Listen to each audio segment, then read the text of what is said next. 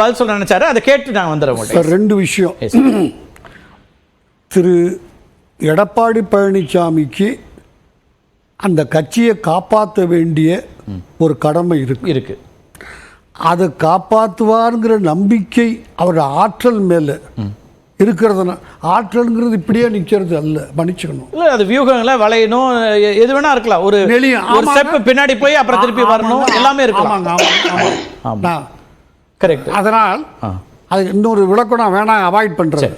அதனால் அந்த பொறுப்பும் அவருக்கு இருக்கு. ஆமாம், அதை ஒத்துக்கிட்டதுனால தான் இரண்டாம் கட்ட தலைவர்கள் அவர் சொல்றதை ஏற்றுக்கிட்டு சரியான வியூகத்தை அவர் செய்வார். அந்த வார்த்தை தமிழ்மொழியை கண்டுபிடிச்ச வார்த்தைகள் அல்ல, அங்க இருக்கக்கூடிய தலைவர்கள் சொல்றது. யாரெல்லாம் இவர் எதிர்த்து ஓஹோடு சத்தம் போடுவாங்கன்னு நம்ம எதிர்பார்த்தோமோ அவர்கள் அவர் தலைமையை ஏற்றுக்கிறோம், அவர் கண்டுபிடிச்சு எங்களை கரை சேர்ப்பார். இது ஒற்றை வார்த்தையில் இவர்கிட்ட சொல்லக்கூடாதா? அண்ணாமலை கிட்ட அரசியல் இல்லை, அவரு இன்னும் சத்தம் போடு அப்பதான் அவன் வலிக்குதுன்னு கத்துவான்.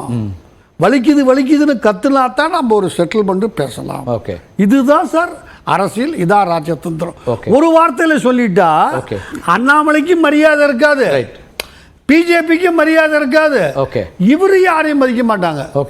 எடப்பாடி அதிமுக கிட்ட நாங்க சரண்டர் ஆயிட்டோம்லாம் காமிக்க முடியாது, அண்ணாமலை மேல யாரும் முடியாது சார், யாரும் முடியாது. Right right. திரு பொன்ராஜ், நான் மற்றவர்கிட்ட கேட்கிறேன். எஸ், அதாவதுங்க, இப்ப அண்ணாமலை எடுக்கக்கூடிய அந்த முயற்சியை முழு மனதாக மத்திய தலைமை ஆதரிக்கிறது.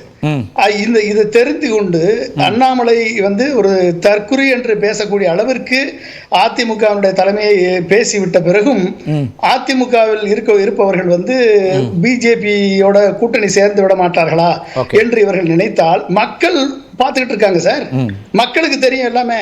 நீங்க கூட்டணி சேர்ந்தீங்க, அதிமுக பிஜேபியுடன் கூட்டணி சேர்ந்தீங்க அப்படின்னா இந்த இப்ப வாங்கின 20% ஒண்ணுமெல்லாம் போயிடும். அதை முதல்ல மக்கள் நினைச்சு வச்சுக்கோங்க. நீங்க அதிமுகவோட பிஜேபி கூட்டணி சேர்ந்தால் இருந்த 20% காணாமல் போய் கடைசியில் 10க்கு கீழே சீமானு கீழே போக வேண்டிய சூழல் அதிமுக ஏற்படும் என்பதை மனதில் வைத்துக் கொள்ள வேண்டும். எந்த கூட்டணி எப்படி பிஜேபி அதிமுகவில் இருக்கக்கூடிய அத்தனை பேரையுமே அதிமுக கூட்டணியோட சேர விடாம எல்லாவரையும் அவர்கள் ஒழித்து கட்டி என்டிஏவுடன் சேர்த்தார்களோ அதை உடைக்கணும் எடப்பாடி. உடைச்சு தமாகவை தூக்கணும், பிஎம்கே தூக்கணும், மத்த கட்சி எல்லாத்தையும் தூக்குனா தான் ஜெயிக்க முடியும். அப்படின்னா தூக்க முடியலன்னா அப்புறம் மூணாவது போக வேண்டியதான். பேசலாம். திரு மனோகர் பாஷா, அதிமுகவை காப்பதற்கு அதிமுகவுடைய இருப்பு அல்லது அதனுடைய இன்னைக்கு இருக்கக்கூடிய பொசிஷன் அதை விடாம இருக்கிறதுக்கே அவர் பிஜேபியோட போக முடியாதுங்கிறாரு பொன்ராஜ்.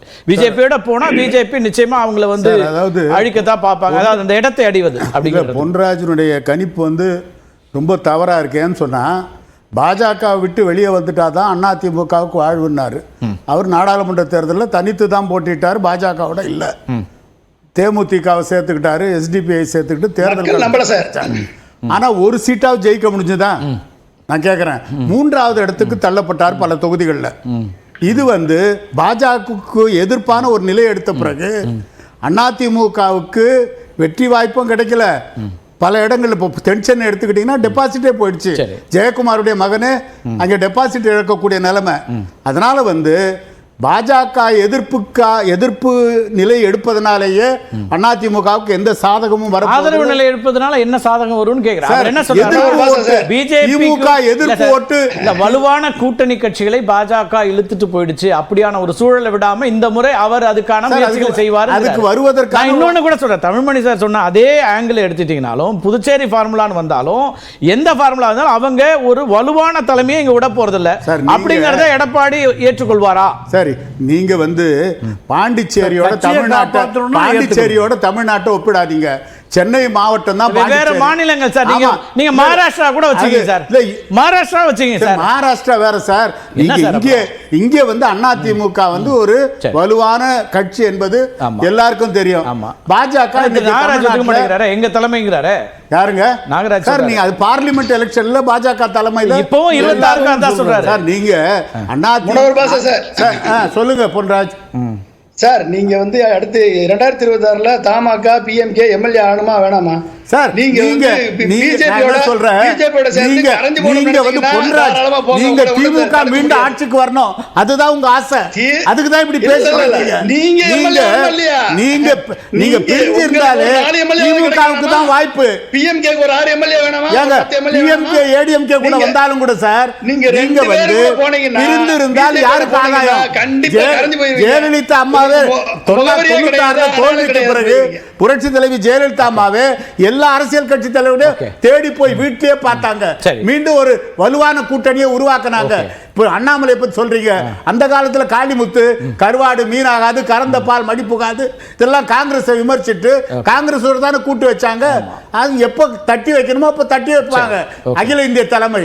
அதனால வந்து இன்றைய சூழ்நிலையில தமிழ் மாநில காங்கிரஸ் வந்து அதிமுக பாஜகவோட கூட்டு வைக்கணும் பார்லிமெண்ட்ல ஆசைப்பட்டோம். ஆனா நாங்க யாரோட இருந்தோம்? பாரதிய ஜனதா பிஜேபியோட போனீங்க. ஆமா ஆமா ஆமா. ஆனா இன்னைக்கு திமுக எதிர்ப்பு என்பது வலுவாக இருக்கணும்னு சொன்னா எல்லாரும் ஒன்றுபடணும். அது இப்ப நம்ம இப்ப இப்படி கேட்கிறேன், நீங்க வந்து பாராளுமன்ற தேர்தல் பிரதமர் மோடியினுடைய கரத்தை வலுப்படுத்தணும்னு போனீங்க. இப்ப சட்டமன்ற தேர்தல் திரு எடப்பாடி பழனிசாமியோட கரத்தை வலுப்படுத்தணும்னு வருவீங்களா அப்படிங்கறது எல்லாரும் பொன்ராஜ் என்ன சொல்றாரு, நீங்க எல்லாம் வந்துட்டீங்கன்னா ஆட்டோமேட்டிக்கா ஏடிஎம்கே எல்லாரையும் ஒருங்கிணைக்கணும் சார். நீங்க சும்மா போயிட்டு நாங்க பாட்டுக்கு நாங்க போயிடுறோம் பிஎம்கே போயிடுறோம்லாம் இல்ல. திமுக கூட்டணி இன்டாக்டா இருக்கு, வலுவா இருக்கு. இப்போ பல போராட்டங்கள் நடத்தினாலும் கூட திமுக கூட்டணி விட்டு வெளியே போறது இல்ல. விடுதலை சிறுத்தை மது ஒழிப்புன்னு சொல்லி ஒரு போராட்டம் அறிவிக்கிறாங்க, கம்யூனிஸ்ட் கட்சி ஒரு போராட்டம் அறிவிக்குது. ஆனாலும் கூட திமுக கூட்டணி வலுவா இருக்கு. ஆனா இங்க அப்படி கிடையாது. அதிமுக தலைமையில வந்து திமுகவை தவிர வேற எந்த கட்சியும் இல்ல, எஸ்டிபிஐக்கு பெரிய வாக்கு வங்கி இல்ல. அதனால வந்து எல்லா கட்சிகளும் ஒருங்கிணைந்தால் தான் இல்ல சார் சூழல் மாறி போச்சு சார். திரு விஜய் உள்ள வந்திருக்காரு சார், விஜய் வரலாம் சார், விஜய் வரலாம், சீமான் வரலாம் சார். ஆனா வந்து ஃபைட் வந்து திமுக கூட்டணி அதிமுக கூட்டணி தான். அதிமுக ஒருங்கிணைப்பு குரல் நீங்க சொல்றீங்கல்ல, இந்த ஒருங்கிணைப்பு குரல் யாருக்கானது? பிஜேபிக்கானதா அதிமுகவானதா? யாருக்கு இத மெசேஜ் சொல்றீங்க? நீங்க ஒன்றுபட்டு திமுக எங்களை பொறுத்த வரைக்கும் இன்னும் சொல்ல பாரதிய ஜனதாவினுடைய அகில இந்திய தலைமையே திமுகவுக்கு எதிரான ஒரு நிலையில உறுதியா இருக்கு. அப்படி இருக்கும்போது கண்டிப்பாக இந்த தேர்தலில் திமுகவை ஆட்சியை விட்டு இறக்கணும் அப்படின்றதுதான் பாஜகவினுடைய மேலிடத்தின் கருத்தாக இருக்க முடியும். அந்த அடிப்படையில் 24 அவங்க தமிழ்நாட்டில் ஒரு இடங்களை பெறணும் தான் நினைச்சாங்க. 40 இடத்துல அவங்க வெற்றி பெற்றாங்க. 39 இடத்துலயும் எங்க யாரு பிஜேபியோட அகில இந்திய தலைமை இங்க சித்தாந்த எதிரியா திமுக தான் சார் நினைக்குது, இந்திய அளவிலே நினைக்குது. ஆனா திமுகவுக்கு எதிரான வியூகங்களை எப்பவுமே வைக்கிறாங்க. வெற்றி பெறது திமுக தான் இருக்குது. 26 மட்டும் என்ன மாறிடும்? நீங்க வந்து ஒரு கூட்டணியை மறுபடியும் வலுவான கூட்டணியா உருவாக்கினாதான் திமுகவை தோற்கடிக்க முடியும். அவர் சொன்னார் பொன்ராஜ் 66 சீட்டு வாங்கும்போது பிஜேபி கூட்டணியில தான் இருந்தது. அந்த கூட்டணியில தான் 66 சீட். அதை விட இப்ப நல்ல மோசமா இருன்றார். இன்னும் அதிகமா ஆட்சியை பிடிப்போம் சார். இவர் அதாவது மீண்டும் திமுக வரணும்னு விரும்புறார் பொன்ராஜ்.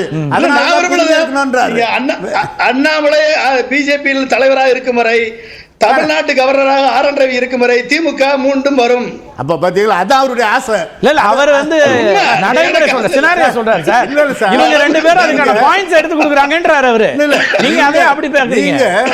அதிமுக பாஜக வலுவான கூட்டணி உருவாச்சுன்னா கண்டிப்பா திமுகவை அது சாத்தியமாங்கிறதா கேள்வி. நாகராஜ் பேசுவோம். மக்கள் இல்ல அவர் சொல்லணும் சார். நீங்க விருப்பப்படுறீங்க கூட்டணியில் இருக்கிற ஒரு கட்சி. இந்த தமிழக அரசு வந்து கொண்டு வந்திருக்கிற மக்கள் விரோத நடவடிக்கை சரிதான் சார். பிரச்சனை என்னன்னா ரெண்டு பேரும் சேர்ந்து வர்றதுக்கு சார், ரெண்டு பேரும் சேர்ந்து வர்றதுக்கு ரெண்டு பேரும் முடிவு பண்ணணும் சார். பிஜேபி முடிவு பண்ணணும், அதிமுக முடிவு சார். கண்டிப்பா எல்லாரும் விருப்பப்படலாம். அதற்கான முடிவு அவங்க தான் பண்ண வேண்டியது. அதற்கான சாத்தியக்கூறுகள் அதான் நாகராஜ்